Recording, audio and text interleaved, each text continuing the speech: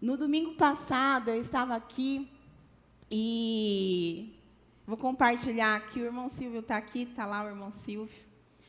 E eu estava orando e, no meio da oração, eu estava conversando com Deus e, quando eu vi o irmão Silvio aqui e olhei para ele, muitas coisas me vieram à mente.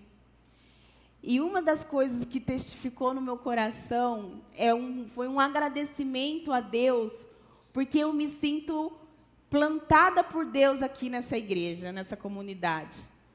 Em algum momento da minha vida, eu vim para cá e eu me sinto como eu nasci aqui. Eu tenho uma história com Deus, mas aonde que eu fui plantada?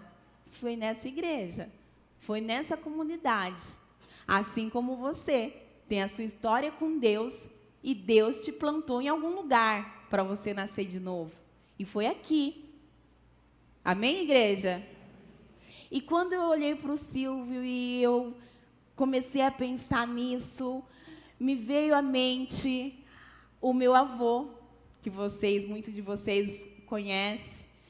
E eu lembro um dia que eu estava sentada com ele, tomando café, e eu era jovem, a gente estava fazendo a programação dos jovens, e não que eu não seja jovem, tá, gente? Eu só estou um pouco mais velha. Mas a gente estava fazendo a programação dos jovens, e aí eu falei para ele, vô, a gente vai fazer um evangelismo ali naquela praça, perto da igreja. E eu estava contando para ele, a gente tomando café.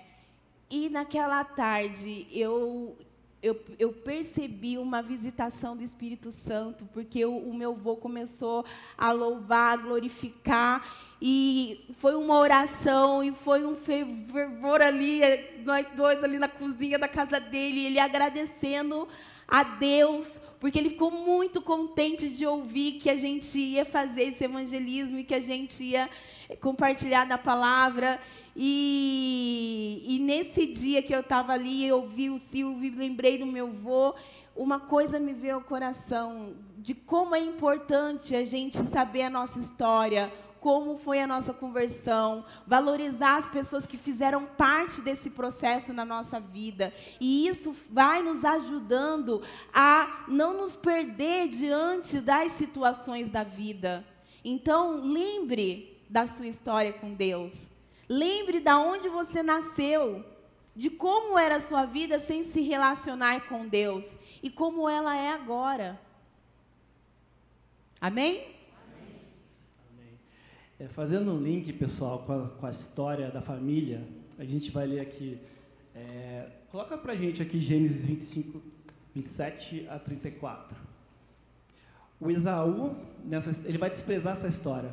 A Sil acabou de falar que essa família foi escolhida para ser o berço da família que geraria o Cristo no futuro. E eu acredito que desde criança eles já sabiam qual era a bênção de Deus para eles, já sabiam que o primogênito herdaria a bênção, como aquilo era importante, o que significava a bênção de Deus na vida dos pais dele, da família dele. E a gente vai ver nessa história aqui, põe pra gente aí, que o Esaú, ele desprezou toda essa história, e o Jacó, apesar de não ter os métodos adequados, ele tentou de toda maneira, vocês vão ver aqui que ele vai tentar enganar o irmão, né? Falar para o irmão, pegou o irmão num momento difícil, e ele quer tentar enganar o irmão, tentar negociar com o irmão num momento de fraqueza, para ele pegar a primogenitura. Vamos ali então, acompanha comigo no 26.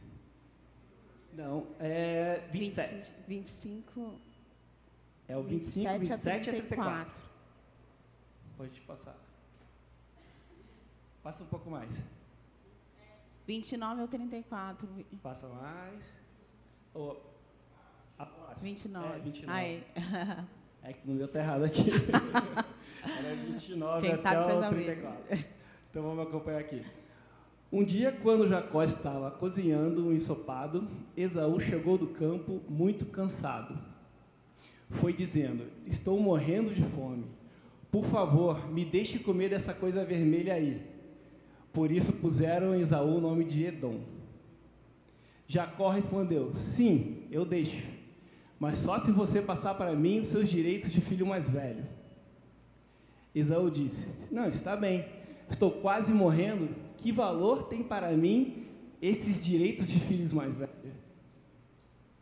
Então, jure primeiro, disse Jacó. Esaú fez um juramento e assim passou a Jacó os seus direitos de filho mais velho. Aí Jacó lhe deu o pão e o ensopado.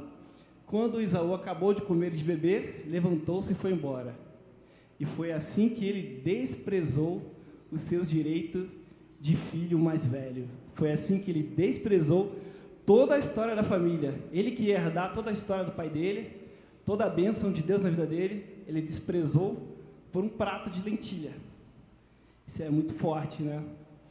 Trazendo para o nosso contexto, assim, o que a gente lê, se vocês lerem um pouquinho para trás, todos esses capítulos, vocês vão ver que Esaú, ele era um ótimo caçador, ele era um exímio caçador, o pai dele gostava mais dele do que do Jacó, porque ele dava muito orgulho pelo que ele fazia, ele trabalhava bem, dava orgulho para toda a família, para o pai. Mas o que aconteceu com Esaú aqui, não foi que ele pecou, que a gente pensa nos personagens da Bíblia, eu penso muito no Davi, ele pecou, ele deveria ir para a guerra, não foi, traiu a esposa do outro e se afastou de Deus. O Esaú não, o que ele fez? Ele saiu para caçar, ele estava fazendo o trabalho dele, ele era muito bom no que ele fazia, e ele deixou-se levar pelas coisas da vida. Ele era muito bom, e ele foi se afastando de Deus. Toda aquela história da família dele, para ele, não significava mais nada. Tanto que ele chega a falar: para que serve isso daqui? Eu estou morrendo de fome. Como assim, né? Se ele comesse aquilo lá, no dia seguinte ele está com fome de novo. Mas eu estou morrendo de fome, para que eu quero isso daqui? Para mim, tanto faz. Porque ele sabia que ele era um ótimo caçador, ele sabia que ele poderia andar na força dele.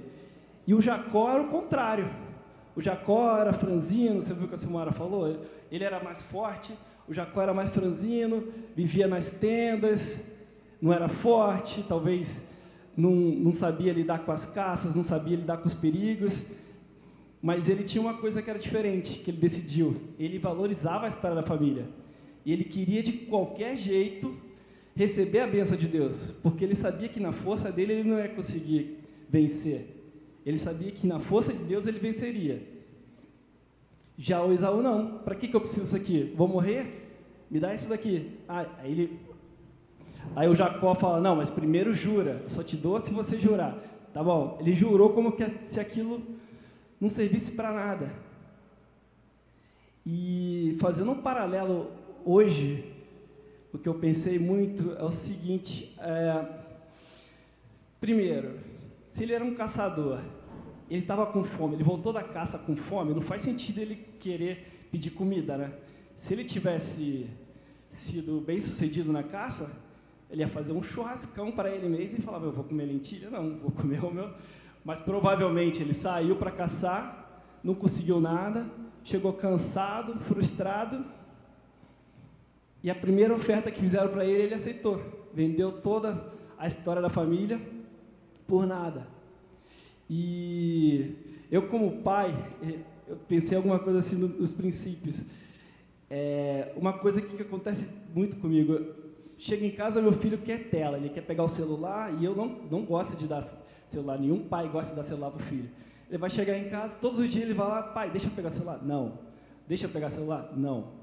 Mas aquele dia que eu estou cansado, que eu estou frustrado, que meu chefe brigou comigo, deu tudo errado no meu trabalho, aí tá os dois brigando lá para você resolver: eu estou cansado, eu não vou lidar com isso. Pai, me dá o celular? Toma. Um princípio que eu tenho, que eu não faço normalmente, naquele dia que eu estou mal, que eu estou me sentindo cansado, que eu estou frustrado, eu abdico de um princípio por causa do cansaço.